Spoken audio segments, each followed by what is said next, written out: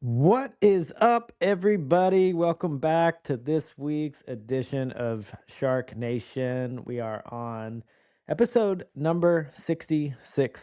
I say Mario Lemieux. We're excited. We're excited to get rocking here today. Jason, my co-host. How you doing, buddy? Doing amazing. I'm part of SharkNation. I want to wish you a happy birthday. I know I posted an awesome picture of you speaking of a young Mario Lemieux and looking Oh, sharp wow. on the birthday. You got a sharp little hoodie on there. Is that a little birthday gift or what do we got going on here? It's not a birthday gift. So there is a funny story to this hoodie. My wife just said, "What the hell?" when I bought this hoodie because um, it was It's from 80 Temu. degrees and 100 degrees in Tampa, and she's like, "What do you need that for?" Nope, it's from Temu. She said, "You're not allowed to purchase clothes on Temu." This is a fucking Temu hoodie. It's like a whopping $5. But I liked it. I got an ad, the ads come up on the thing, and I like the hoodie, but she talks shit on it, but everybody's compliments it. It's nice. I think it looks sharp, man. I don't know if it's like the Star Wars nerd in me or what, but it looks like it kinda give me a Star Wars vibe. I'm digging it. That's cool. I like that then I'm happy I have it. I'm a Yeah, fucking Jedi. yeah, you're fucking badass right now. It's your birthday, you can wear what you want to. I guess so, but I'm so happy that this hoodie is a conversation, and I hope that she listens. She's like, "You can't buy clothes on Temu." Like, You well, c you can't wear a shirt that's under, $5. why not? I like this Yeah, hoodie. This hoodie, it's like yeah. it's padded. Is it comfortable? It's very comfortable, and it's Yeah? lightweight. It's not one of them. I mean, I know when it's cold, you want like a heavy one, but like in the house, you want like a house hoodie. You know what I mean? Yeah, Like a yeah, little roll around the house hoodie. I like it. I'm digging it. So the topic of our show today is throwing it all away. She's not gonna let you throw that hoodie away, is she? I'm not. No? I put Committed my to the foot hoodie. down. She wanted me to throw it away. I said, "No, no, like, I'll wear it around the house." Then I think Travis Halverson commented on the one picture, said something about the hoodie, and now you said something about the hoodie.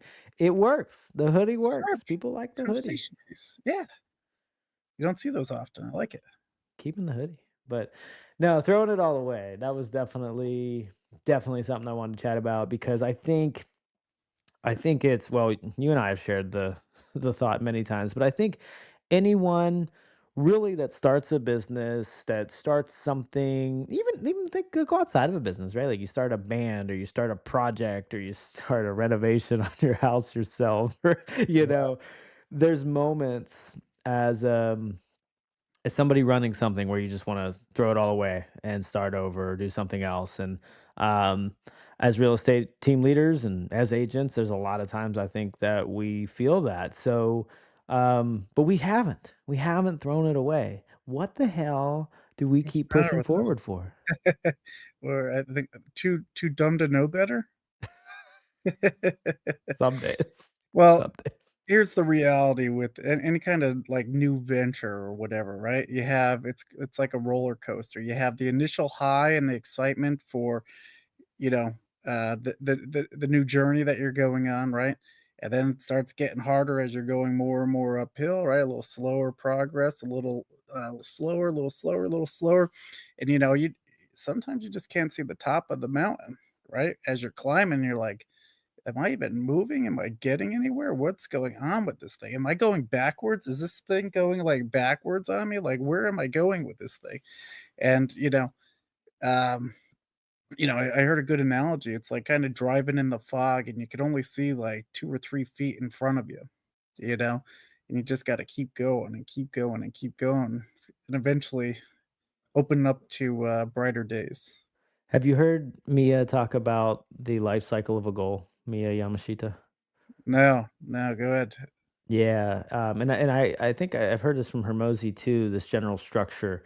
But when you start something, you have uninformed optimism, um, and then as you go along, you get, and this is where you were going, like, well, I guess I got to draw it this way. So, yeah, I start here. You have uninformed optimism. And as you get going, I think you get informed pessimism and you start to go down. And then you enter the valley of despair. And that's where a lot of people just throw it all away or want to, or, where that feeling is. And then you go into informed optimism. So, like, you're optimistic because you know the grueling journey that it takes and you're ready to go through the shit, and I mean, I think that we all experience that time and time again, micro, macro, all over and over and over. And that valley of despair is probably what the throwing it all away feels like. Um, Yeah. it's it's just yeah, and yeah, what I'm very like why I wanted to bring it up though, like have an open conversation with you about it out here in the air on the live whatever the hell thing this is like I don't know that I fully understand. I think I have ideas, but I don't know that I understand why I keep pushing, me personally, or why we Yeah. keep pushing. So like I think I have an idea and that's what I wanted to explore. So let's go there. When you're in that valley of despair, you want to throw it away. What pulls you back? Um, you know, one of the biggest things is the responsibility and the commitment that I, you know, have to myself and all the people that I brought along the journey. So everybody that's in the roller coaster with me, I can't just kind of throw it all away and then it's like, okay, well, you guys figure out what you're doing. It's like, well, no, I told you to get on the roller coaster with me. You know, we're in it together. So having that commitment and having other people that I'm responsible for, helps keep it pushing me to, keep going. That mission. Yeah. It's And other people. plus, Yeah. I was Go gonna ahead. say that's a number one. Number two is, the fact that a lot of times you're so close to hitting your goal, you just don't know how close you were. And you hear these stories of, just from back in the day, like with the like explorers and stuff that were so close to hitting their destination and quit right before they got there. It's like, that's not gonna be me. No matter what, I'm gonna keep pushing through it until I get there, or the whole freaking boat burns down and we go up in flames, but either way, I am not stopping until, we get to the other side. And as far as, like, us building teams and stuff like that, it's like, we're kinda trying to build the airplane as we're sailing across the country, and it's like, okay, there is gonna be some messy metal middle. Hopefully, we don't crash into the valley of despair too long and, could just refuel there and then take back off, but like you said, those couple things motivate me. What about you? Yeah. Well, so I think, it's my birthday today, and my daughter asked me, why are you working? Because I got up early and got after it. And, she's like, why are you doing that on your birthday? And I said, because I lead people and I have to show them what it looks like I have to be extra committed. You have to be over committed. Yeah, Um, so I think that shows where you feel that pressure of leading others into something that they didn't think was possible, and like that's what it is like they can experience a different life, so that's why I'll push through the stuff for sure. That's the mission, because of the person they can become on the other side of the work and through the work. And because it has happened for me. I am not talking about financials, not at all. I yeah, am talking about the human being I've become as a result of this business, the people I've been blessed to be around. I mean, just the relationships we've formed, I've formed. It's been, so, and I want that for others. Like, so, if I quit, they have no vessel for that. Um, so that's that. I agree with you there. Um, However, I think some of this time it's I think there's something to be said for, like, you're capable. When you know you're capable, you freaking know. And like I do not want to have that. I don't want to be that person that's like, yeah, I tried that thing. If I just would have done a little bit this way, if I did not done that, like it's like, no, I just want to do it. I just want to do it and say that I did it. I don't want to be like, wow, I really wish I would have just went a little harder here, or a little harder there, a little, you know what I mean? yeah, Um, Almost like maybe I'm stubborn because like it's like I finish what I start. Like I gotta, you know what I mean? Like, and I'm sure there's areas where I didn't finish something in my life. So but yeah, something with the this being the mainstay. Um, Oh, got to finish what I started here, you know? Yeah, and I think there's a part of us too that kind of, uh, a couple different iterations to building the team. Was it like, did we really give it all that we had, or was it kind of Right. just something nice to do? You know, it, Well, I'm happy you said that because I wanted to go there because we're talking team right now, and I want to talk about this from an agent lens too, but from a team perspective, yeah, because everybody wants to start a team. Everybody wants to start a team in real estate. I did it because we had sold 60 houses the second year, and I couldn't know which way was up, which also isn't the right way to necessarily start a yeah, team. At least the way I did it, it maybe hire team as in staff, but not so much just going straight out to get agents. But that's another. I digress because it's another one.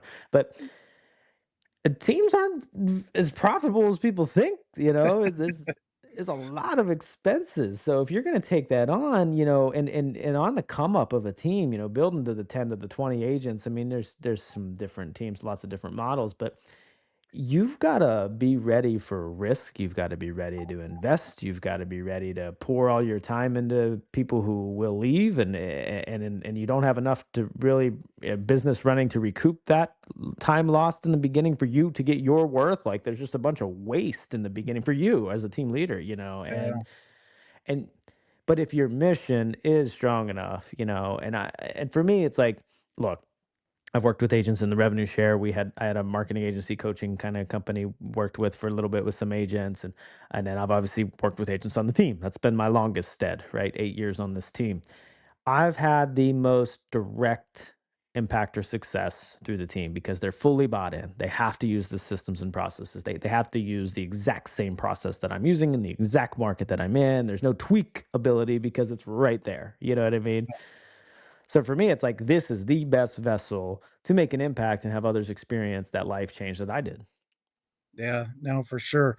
And I think, like you said, just little momentum builders, right? Little small wins that you see. That's like, that's exactly why I'm doing it. Like I have a new guy on the team, he's a young guy, and he's like, "Jay, I made a call and I got my first appointment." He's like, like one of those, "Oh shit, now what do I do?" And it's like, it was cool because then it took me back to like, okay, prepping him for his first like buyer consultation or whatever. Here's what you want to do. Here's how you lay it out. Here's all our stuff, blah blah blah. But it's like, seeing like small wins like that, and then like some of the experienced agents that are on the team are like, different areas of their wins, right? Um, Rick on the team, he got a couple his first listing that he ever had, right? And got under contract. And then Michelle actually, that she's on the team, she got the buyer for it. So it was like a cool like team like work or whatever to make it happen. So it was like, oh, okay, this is going. And then, just seeing like other small wins, like, sometimes life is life and it's not easy to, pick yourself up and start back over again after taking a little bit of a break, but then seeing people recommitting to the process and recommitting to try to get better and, just seeing those types of wins is, what really makes it all worth it. The recommit is everything. You don't, if you're watching this and you're in a spot, and you know what? I just realized like this is the perfect topic. Dude, I think every February I want to throw it all away. And ever since I was a solo agent, like February is like that month where you're like, this shit don't work. And then all of a sudden March or April hits and you're like, Yeah. oh, real estate isn't that bad. Yeah. Um, you know, The but valley of despair real estate months, that December, January, and February. For sure, every year it's that way, and we forget because since COVID and interest rates and chaos, so this markets have had a lot of moments. But dude, January, February, it's always like, what the hell's going on? Uh, Yeah. but I think about it, and it's it is if you're an agent listening to this, and or somebody, you probably don't need. And we talk about this all the time on the show, but it's not that you need something new or to change something. You just need to go back and execute on what you did. And maybe you made mistakes executing, like you didn't have the right words, or you didn't have, because I've always said one line can make or break a sale. And I don't mean in a manipulation way. I just mean in the right questions to ask people. Like, here's one. What's most important to you when we do the thing? What's most important to you to work on my team? What's most important to you, Mr. Seller, when I list your home? What's most important to you in a real estate agent that you hire to find you this house? Like, just ask that question. That question is huge. I mean, and you might not have had that question, and you might have just dumped on somebody something that they didn't really that actually didn't serve them. Like, for example, a buyer, you can talk all day long about, maybe awesome lender program, awesome your negotiation skills, a buyback guarantee or something, all these, and really all they wanted you to do was actually like sit down with them and go over their criteria, you know, Yeah, and you didn't talk about that, it's like, so it's like, I've gotten obsessed with that, to be honest with you. Just ask, it's crazy, it's a crazy concept, but ask people what they want. yeah. But my Well, point, I'd say or well, go ahead. go ahead. No, finish up, if, you're The point I want to drive home there, I know I ramble, but it's, you are doing all these things and you're thinking you're getting nowhere and you want to throw it all away every day. I feel like maybe 2 times a day. But what you're not realizing is the work works harder on you than you do on it. It is built, there's little notches in the belt happening every single time you're doing it. So going and trying something else, you're going to be at square zero with that thing. You need to just keep adding those layers and those notches so that you master something. And that's why the recommit is everything. Yeah. And, just to circle back and touch on brand new real estate agents, right? I want to talk to them directly here because, they get into this valley of despair, wanting to throw it away way too soon. And I just encourage you to stick with it for longer. And here's what I mean: you have 75 hours plus of, real estate school. Then you have your studying for your exam and all the time that you're putting into it. So you don't see instant results from the initial time that you put into it. Then once you get licensed, you got to learn all the contracts. You have to, market yourself and bring in new business, and all this stuff takes time. So in the back of your head, you're thinking like, "Oh man, I put in all this time to get my license and study for the exam, and I finally got it, and I'm ready to go." And it's like you hit like a you hit like a little bit of a brick wall, and it's like, okay, well now the real work starts of and actually realizing that you're running your own business, right? So what do you need to do? You have to get confident and competent enough to be able to know what you're talking about, and that takes time. So you have to give yourself some grace with that. And then as you build up your skills and your wills to get better and better, you're going to start funneling more and more people into your pipeline, and you're going to start getting those wins, but it's a long game. You know, from the time that you start taking your class to the time you might get your first deal might be 6 months or more. And Yeah. that's a long time for people to wait, especially in this, day and age. But you gotta kinda, like Chad was saying, have these micro wins. Like, okay, I finished my course, that's a win. Okay, I got my exam, I passed that, that's a win. I got onboarded, there's a whole process of getting onboarded and getting licensed with the state and with the brokerage and all that. That's a win. Okay, I learned the contracts, that's a win. Okay, I learned this, and had these little milestones that you could appreciate. So then that way you're not just looking at like, think about like going to the gym. You're not just thinking that you're gonna have six packs of abs and you're freaking ripped when you didn't go to the gym once. It takes time and commitment every single day to get the results that you want. Stick with it. Don't quit too early. That's why a lot of agents never sell a house, because they give up in the messy middle. You could do it. We know you can. You just have to commit to daily getting better every single day.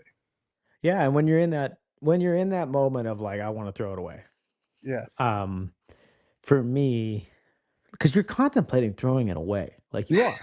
Like we've been there. I God, threw it away like 2 or 3 times. I'm like, "This," once a and week just I think I do somehow. it. Like I mean, it's a fucking regular Yeah. occurrence. But here's important. When you're there, you're already in a F it mode. Like you're already in like a let's just scrap this. So start getting rid of some stuff. What's not serving you? Like what's not moving the needle? Where are you playing office? Like, a lot of what you have to do to grow and scale is just minimize the shit that's not moving the needle. Get it out of the way. Like simple, simple, simple. Like I right now am removing things. That's what we're doing. I'm removing certain stages in the CRM. I'm removing some trainings that were too long. I'm removing. You have to minimize to maximize, and Mm. that's a good time to do it because you're in the mode of like, well, I just want to throw this out anyway. So cool. Why don't you take that energy and do it into getting rid of shit that's not moving you forward. That's not actually getting you a result. It's just a good idea. Yeah, and I would say, like, for newer agents that are ready to quit before they even get started, like, think of all the work that you already put into it. Do you wanna try to do that in another industry? And you're gonna have the same obstacles and the same struggle to get better at something that you're new with. You know, as I shown the picture of you playing ice hockey, this is a good analogy. If I t if I told you like, "Hey, I want you to go out and play ice hockey, Jay," I'd be like, "I don't know how to skate. I don't know, blah blah blah blah blah about ice hockey, but every day, okay, now I know how to put my gear on. I'm gonna suck on the ice the first time I'm on there. I'm gonna fall all over the place and break my neck. But the next day I'll get a little better, and the next day I'll get a little faster, and the next day I'll be a little better, and then I can grab a stick, and then I can learn how to handle the puck, and then I can learn how to shoot correctly and different types of shots and stuff like that, and then learn the plays and all that. But it's all a progress. You can't just come out saying, "Oh, I'm gonna be fucking Mario Lemieux," like we talked about, and you never put skates on before. So give yourself some grace while you're working your way up through the process because it's a long game and you're not going to be better overnight, but consistency every single day and lacing up your skates is going to get you better. Yeah, and well, that's what you mentioned about like, another job, and that's so as a real estate agent, I've been there many times where it's like, maybe I should just take a job. Maybe I should just take a job, Yeah, and you look at that, and it's like, okay, so actually, one time I did look at other jobs, and I remember like, if you're gonna look at sales jobs, well, daily you have to make 75 plus calls a day, and I remember seeing the ads on, Indeed or wherever it was, or yeah, and we were make 100 calls a day, and I'm like, boy, it sounds a lot like what I should be doing in my real estate business that I'm not doing 5 days a week. Um, or, just things at that job that suck that you're gonna so it's like, do you wanna do things that suck building what you wanna build in your life, the way you wanna do it? That's the beauty of real estate is you even if you're on a team, you can really run your business, talk to your clients your way. There's not as it's not like a corporate environment. Or do you wanna go work for somebody else and have it suck and build their thing? You know what I mean? And yeah. Do you want to work for your dreams or do you want to work hard for somebody else's dream? That's the nice part about being a real estate agent is that you're working, what you put into it is what you get out of it. There's no other business where you could kind of create your own schedule and work the hours that you want and have unlimited income potential, but real well, estate, really. and try it different ways. Like that's my favorite part about like because like I would have a different well not that you want to tweak everything. I mean, there's a duality to all this, but like my big thing was like worked at a corporate job before, and I found a better way to handle the tech support that they were doing. But nope, that wasn't the procedure. Nope, can't do it that way. So it's like I didn't like that when we find a better way, we couldn't have that agileness to, and obviously there's different companies and stuff like that. But for me, it's just like I like the ability to work the most efficient way possible. And, I mean, we try to create a team environment that's like that too. If we find, I mean, we just had a team member yesterday. He had a better process, I think, for setting expectations and managing price reductions. He had a little sheet that he has always used that if it hasn't, if people are viewing it online but not coming to see it in person, this is the percentage that we recommend a price drop. If people like, if they're choosing other homes after Yeah, seeing yours online, this is the percentage we recommend on the price drop. And if they're viewing your home and then choosing another, like viewing it in person and then choosing another home, we recommend this price drop, which is obviously a bigger percentage. yeah, And, he's always put that up front in his listing presentation, and I'm like, wow, that's a great process. yeah. I like Dennis, our that. admin, put that into our listing packet and we're doing it. you know? You're gonna have to Um, send that to me. I I like will. that. Yeah, that's pretty good. It was And this yesterday. is one So of the things that's nice too, because like you said, with our podcast is us just usually just BSing, and we decided to just film it, and it's like just the collaboration. It's like, oh, I forget what I was telling you the other day what we were doing. You're like, oh, send that over, and then I hear something, pick up a little nugget from you, and I'm like, oh, send that over, and then they said we're all in the same journey together, which is amazing. yeah, and this is I mean, this is what it is. Like anybody watching this, like I think that's what's important. Like what Jay said, we wanted to air out our regular conversations weekly just on air. And when you see that, like this is what we do. Like we text each other and rip off and duplicate everything as we see it, and um That's the game, you know? I mean, just kind of constantly learning and trying and failing and going over again, and if you're in business for yourself and you don't wanna throw it away regularly, you're not doing it right. Yeah. Yeah, like you said, there's a reason why it's hard, right? There's a reason that small business success rate, depending on the industry, is not very high. It's, trying to persevere through that messy middle and that valley of despair, like you called it, because it's not easy. And sometimes leadership's lonely, and you're making decisions at the top that affect everybody, and you have their best interest in mind. But at the end of the day, it's like, you know, trying to get everybody back on the roller coaster with you and commit it and everybody going in the same direction is another thing. And you don't want to be like, I think we talked about it this morning when we were chatting, is just like dragging the anvil behind you. And it feels like, it's like, is this thing, is everybody rowing in the right direction, or am I like dragging everybody with me? It's like, where are we at with it? But staying committed to the process. Well, and it's risk reward. I think there's a lot of risk whenever you go into business for yourself, whether you're a real estate agent, team leader, or another entrepreneur. I mean, all of that. I think there's risk. I mean, if you're a real estate agent, there's risk. You signed up for classes and you committed to that, and that took a lot of time that you didn't get paid for. It cost a lot of money, and then you get into the business and you get your license and all that, and it costs a lot of money. And then you start this trainings and stuff before you even know how to write an offer, and it's time, and then you show houses to people and go to listing appointments and pay for photos and do all that before you even make a penny. There's a lot of risk. There's a 3 to 6 month minimum of risk or more if you're doing things wrong and not doing things that move the needle for the first 3 to 6. So there's a lot of risk, but the risk reward. I mean, like that's part of it. Maybe that's why I think look at like a job. It's like, okay, it's this pay and it's stable and it's blah blah blah. Nothing's stable, but it's more stable than this, maybe, right? Yeah. It's not a challenge. I like a challenge. Maybe I'm fucking crazy, but I like hard shit. Like I like to go through Yeah. it.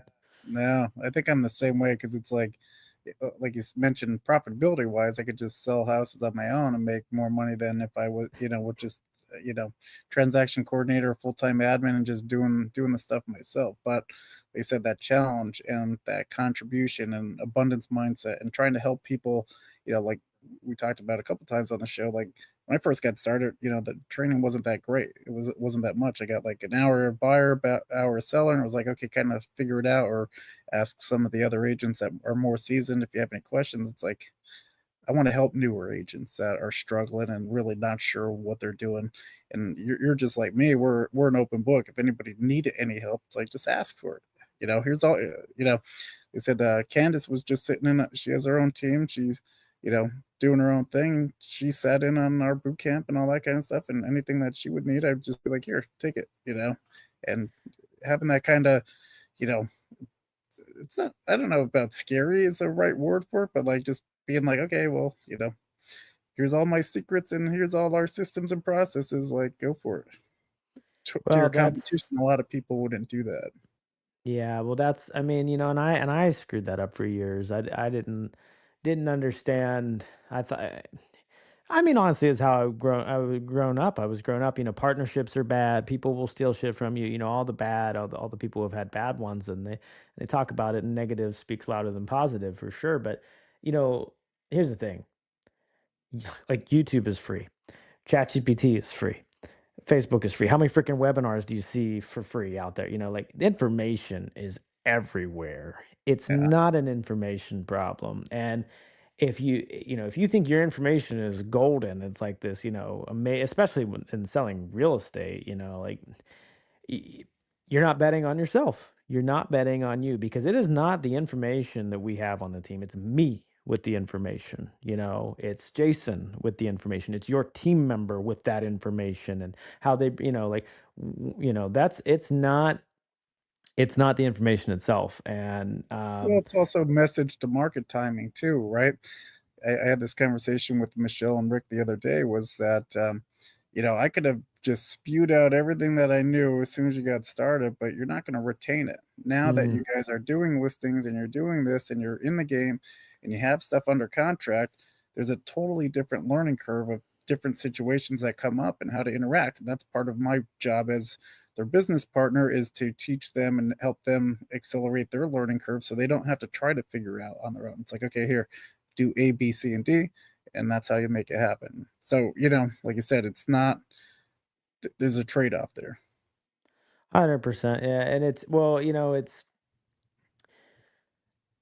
we need to hear, we're in a different space when we hear things. We've all heard, like, Gary Vee is a perfect example because a lot of people have seen his clips. And I don't know about you, but I've seen some of his clips or when he's saying something multiple times and it didn't hit me the right way the first time, but on the 10th time it did, as I was in the right space in my life to hear it.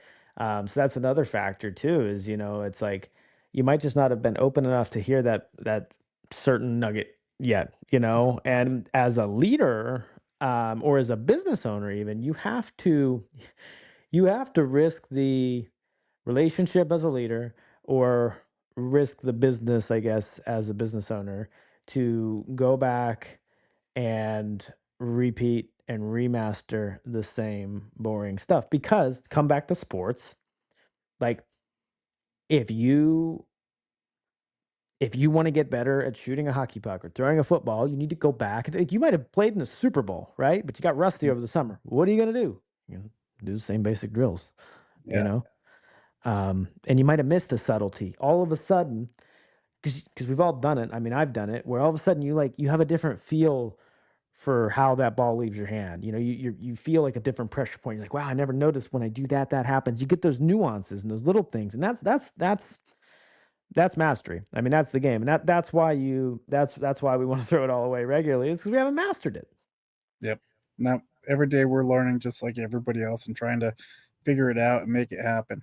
Um, but like you said, not giving up and persevering when things get tough and having, accountability partners and other business partners where you could kind of vent to instead of just freaking throwing a hand grenade into everything is kind of helpful too. So I would say, if you are a new agent or team leader that's, struggling and in that messy middle, just kind of, find somebody else that you could partner up with that you could kind of talk things through, or, take a walk, take it, give yourself some grace for a day, and then don't make any kind of major decisions when you're in a not the greatest emotional state too.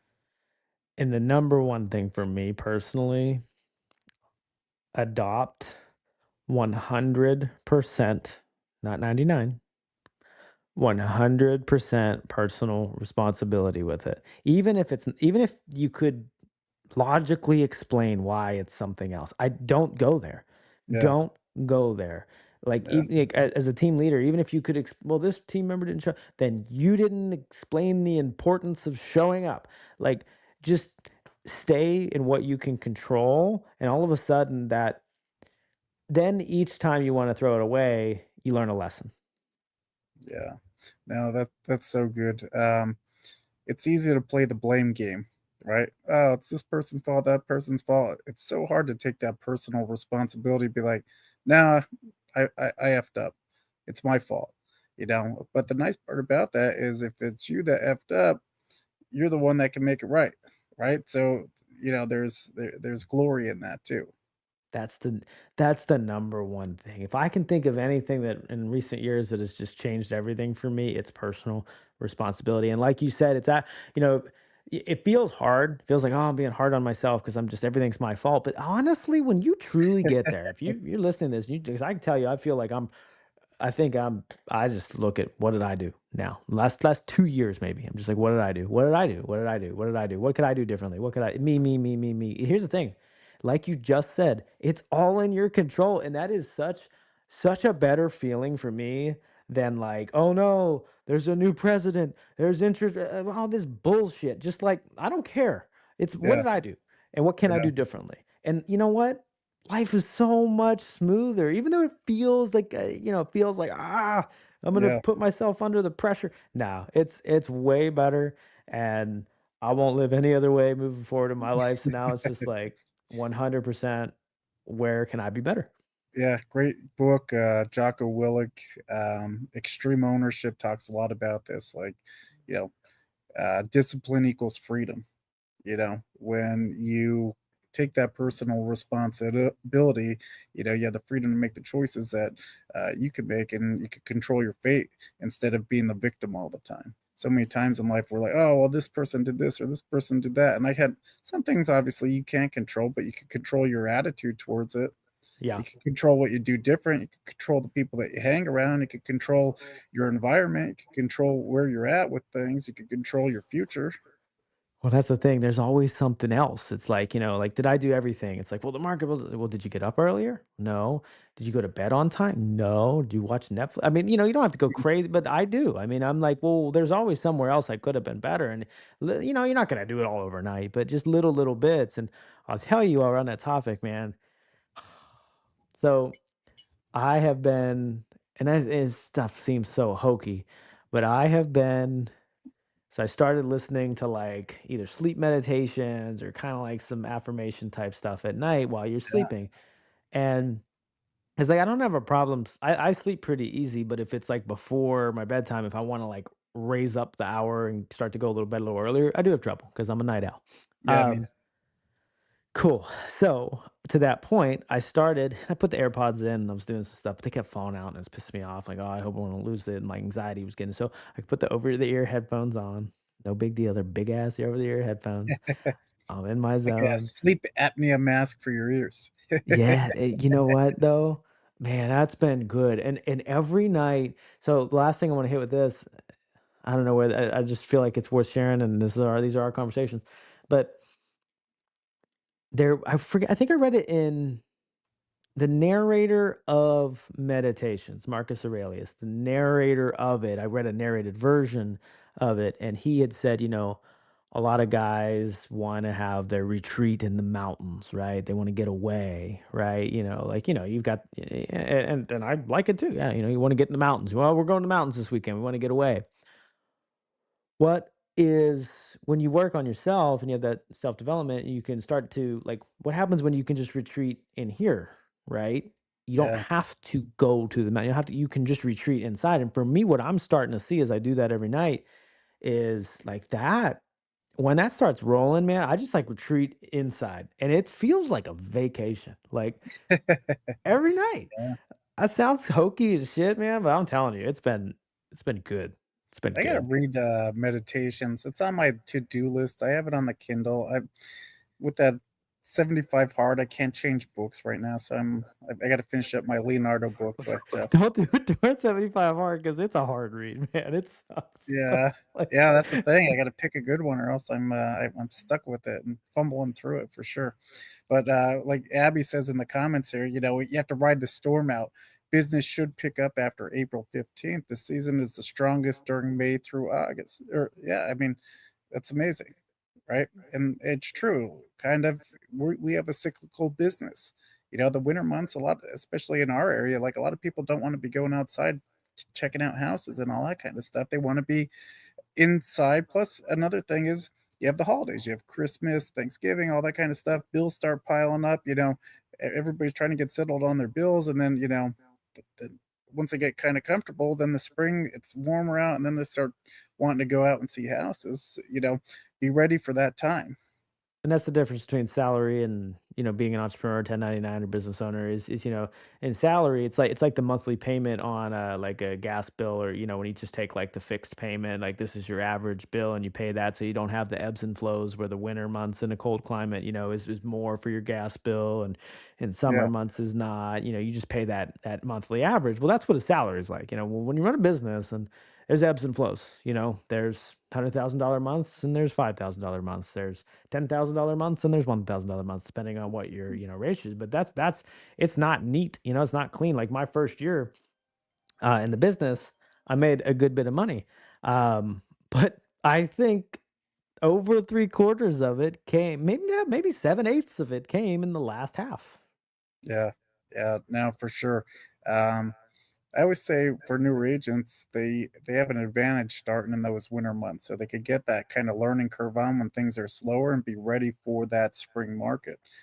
Time and timing it that way. I mean, it's a perfect time right now to become an agent, and a lot of agents want to start around that January, February timeframe when it's like new year, new me, that kind of stuff, and make a career move. And it's like it's the best time to do it when it's before it gets busy. Yeah, and this is one of the hardest businesses where like it's not so quick to like, 'cause buying a house isn't like buying a bag of chips, it takes a little bit of time. So that and we've said this before, but it's, it's not like there are some businesses where you can just sell something today, and Yeah, you can sell something today, and it's not going to close for bare minimum of like 2, maybe 1 week if it's, like, crazy, but, like, it's mostly 3, 4 week plus, yeah. mostly, 30 to 45 days. Uh, so that makes it a little bit more of a thing, and, it's like 3-month cycles here. The work now you'll see show up in 3 months, so, it's part of it, but Well, every here's real quick, just to touch on that, like, here's the reality of our business, and I just had an interview with a brand new agent that she's in college right now, and she's getting, wanting to get licensed, and she's a sophomore in college, and she's like I'm like, do you know, like, tell me what you understand about, the real estate job?" And I'm like, I'm like, "This isn't hourly, you don't get, paid time off, vacation time, sick time, all that kind of stuff. We only get paid when things close out. And if you are working on a deal and it falls through at the last second, we don't get paid on that." She's like, "Really?" And I'm like, "Yeah." And so I'm trying to give her like, not depressing her, but kind of giving her the realization like that it's going to be hard right out of the get go. Like, if you have a buyer that's looking right now, you're looking at 30 days to close, right? So 30 days to get paid. Anything with the loan, 45 to 60. Now, if you don't have clients, you got to acquire the clients, and then you have to, get through that sales process once you find them a house. So that could take, like I said, those 3 to 6 months. It's not a short term like quick pay. You mean I don't get to just walk around houses like they do on HGTV and make a bunch of money and see a bunch of cool shit? Yeah, I told her that. I go, it's not HGTV. We go see, you show three houses, they pick one, and you get paid 50 grand. I'm like, that's not the way it works. I mean, look at Jalen Hurts winning the Super Bowl and look at all that he had went through. We just see, I didn't know his whole story and, Yeah. his whole climb, and I probably still don't know it that well. but but I had never heard it, and I just I mean, I have one friend that is well, a couple friends that are super Philly about Philly, and I'm like, "Ah, I don't like the Eagles cuz they're crazy." Uh because the fans, but I don't know. I don't really have anything against Philly. But anyway, um Jalen Hurts like, I do. whatever. I know you do. But, um, I like giving it to them around here. They get all pissed at me. I don't care. but the point was when they won, you see, they just won. You see that, like, he had climbed through so much to get there, and we just, even Mahomes, forget it. Even Mahomes, go on the other side. Everybody's sick of Mahomes winning. Like, he's gotta keep showing up when everybody's talking smack on him, when everybody's talking about Taylor Swift or something like that, you gotta you just there's so much people go through to get to that cheery moment, and it's Yeah. like, how many times do they wanna throw it all away when they're embarrassed, when things don't go their way? On the They get in the benched. right in the public eye. At least when we screw up our transactions, it's kinda in private. That's true, but we just do a podcast and share our life on it, so Yeah, for sure. um, Well, yeah, I don't that's wanna take cool. up too much more of your birthday time. Like you said, committed to the process, committed to the podcast, commit to the show. But yeah, go get committed with the family and do all your cool family stuff today. Wanna wish you a happy birthday on behalf of Shark Nation, and, yeah, man, on to the next 66. Appreciate you, man. We'll see y'all on the show next week. Peace.